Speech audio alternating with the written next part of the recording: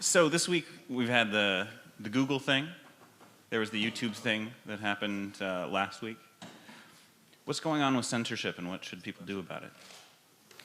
If you're in a workplace and pathological things are happening, this is easy. I can tell you how you know if pathological things are happening at your workplace or they're happening with you.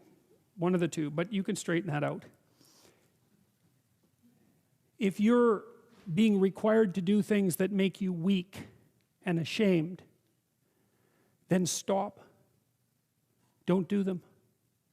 Like one of the things I learned from Solzhenitsyn and Frankl was that systems go terribly out of control when people don't stop them when they're going mildly out of control. You know, and you might say, oh, I should just keep my goddamn head down and shut up. It's like, maybe you should. Like, that's not bad advice. You know, you don't want to make unnecessary enemies, and you don't need any more trouble than you need. But you got to ask yourself on a day-to-day basis, what makes you think you're not selling your soul? You know, and there's so much foolishness going on in the mid-level bureaucratic world now. That's where all the tyranny seems to be focused. And the reason that it multiplies is because sensible people say nothing when they should say something. And what's so strange about that is that there are way more sensible people than people who aren't sensible. They're just not as noisy. So what you'll turn out if, like, you know, so let's say something's bugging the hell out of you at work. Well, then you have to prepare to find another job. That's the first thing you have to do. I don't think that you should find another job, but you should prepare to find another job. And if possible, you should prepare to find a better job. Because if you can't tell someone to go to hell, then you can't negotiate with them. And if they've got you over a barrel, then you can't say anything. So you gotta set yourself up so you've got some mobility. And actually, that's a really good principle in your life, period. You should set yourself up so that you have a lateral move at hand. And then you should find out, well, are there things at work that are disturbing my soul? You know, and you find that out. First of all, you ask yourself, okay, I'm disturbed at work. Okay, I'm probably weak and deceitful and useless and lazy. You might as well start with that. And then you talk to some people, like your wife, your friends, your coworkers, and find out, are you stupid, deceitful, and lazy? Or is there something not so good going on at work? And so if you can then eliminate your own personal pathology as a cause of your dissatisfaction, then maybe there's something rotten in the state of Denmark. And maybe you should say something about it before the whole goddamn thing collapses, because that can happen. It can happen in companies a lot faster than people ever think. You know, and you may find that, well, first of all, you may find if you say something, well, first of all, that's an adventure, that's for sure. That's a bloody adventure. And you have to do it carefully. And you have to be prepared for it. But it might be the best thing that ever happened to you. And the other thing is, if you're careful about it, you get your words right. Like, and this is strategic battle, right? It's not something you wander into carelessly. Then you may find that there's lots of people who feel exactly the same way you do, and that you've actually cottoned on to something. You're a canary in a coal mine, and not just some like psychopathic mouthpiece. So you got to ask yourself when you go and do what you do, like, is this making you stronger? Is this making you weaker? And if it's making you weaker, then you got to ask yourself, do you really want to be weaker? Because the weaker you get, the more you're tyrannized. And then worse than that, like the weaker you get, the more bitter you get. And the more you'll work towards terrible things, the more you'll snap at your wife, the more you'll kick your kids, you know. Like, it's no joke to be tyrannized at work. And so I would say you have an ethical responsibility as a citizen to forthrightly confront creeping tyranny no matter where it occurs. And part of what we're learning, I would say, from these stories, if we're learning anything at all, is that if you're aimed at the good, which is a question you really got to ask yourself, you know, if you're genuinely aimed at the good, then take heart, because you're a lot stronger than you think. So I have a follow-up question. Okay. So I'm speaking to, there's lots of people who are in this situation. Like, you know, people at universities and corporations all over the place. You know, Google is not the only company that is imposing probably not the worst. Repressive freedom of speech denying workplace codes. And everybody feels alone. Right? They're all like, why should I stand up, be a martyr, get fired? This guy at Google got fired. Yeah. What's the point? Like, I'm asking rhetorically. No, it's a good question. And how do you convince people that there's a point to standing up when it appears to be futile? Well, the first thing I think is you convince them that it's not futile. It might be difficult, but it's not futile. If you get your words right, and you have something to say, there'll be an impact of those words. It might not be the impact that you would choose. But the other thing you got to tell people is, pick your poison.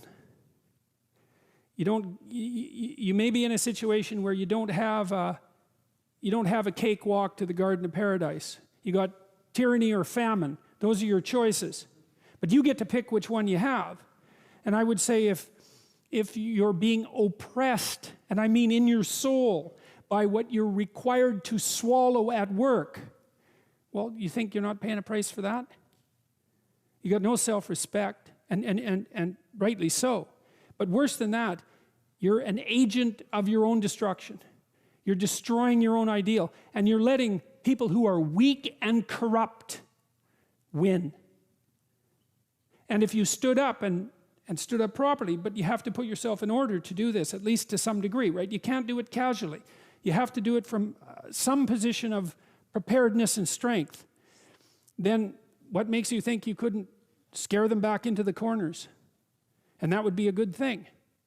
And, you know, the alternative, personally, is bad because there's a psychological degeneration that goes along with it. I've seen this with many, many of the people that I've worked with who have been tyrannized in the workplace to the absolute detriment of their psychological and physical health, right? To the point of collapse, confronting these crazy, crazy things when they were sensible people. That's a terrible price to pay, man. Like, it's a bad price. And then, if the foolishness isn't dealt with at the local level, when it's still relatively trivial, then it will multiply until it's dealt with at the social level. And we're seeing signs of that already. Antifa is a good sign of that. You know, and problems that aren't solved multiply, and soon people fight. And you know, better to argue than to fight, unless you want to fight. And some people want to fight, and I can understand why, but I wouldn't recommend it, because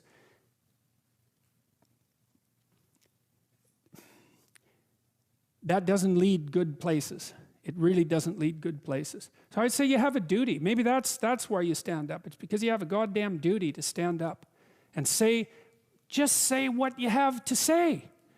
You don't even have to be trying to make a point exactly or trying to get something done. It's like, this is how it looks to me. That's what that guy at Google did.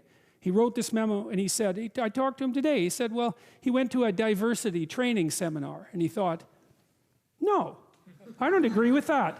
And so then they asked for feedback. So we wrote this document a month ago. This was written a month ago.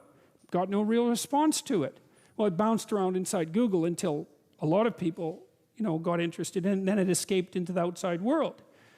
But all he was doing was he was told a bunch of things he didn't think were true. He wrote down a bunch of things he thought were probably true. He launched that out and said, well, I think these things are probably true. It's like, well, probably they're true. Well, so he paid a price for it, but maybe we'll see what sort of price he paid for it. Man, he's going to be a lot tougher in 2 years than he was 2 years ago. So they actually asked for his feedback? No. And that's why he wrote that out? No, they didn't answer his feedback. No. But, well, you can watch the video. The story's there, but that's kind of the outline of it.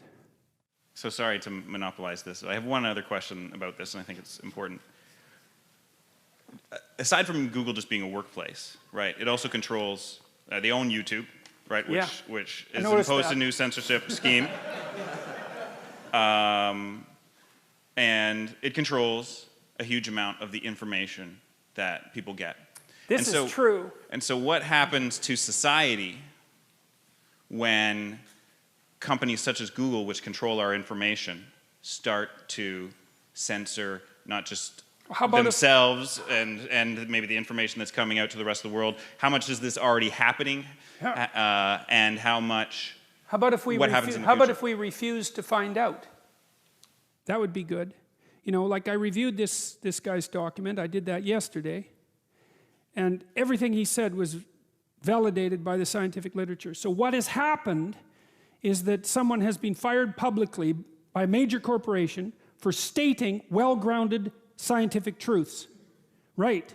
They're exactly the sorts of things that I say in my classes, for example, and the reason that I say them is because I read the literature. It's not because I'm personally happy about the facts. I think IQ research particularly is so dismal that you can't possibly read it without being seriously disheartened. If I could reconstruct the world so that the IQ research wasn't true, well, it'd sure be tempting, you know?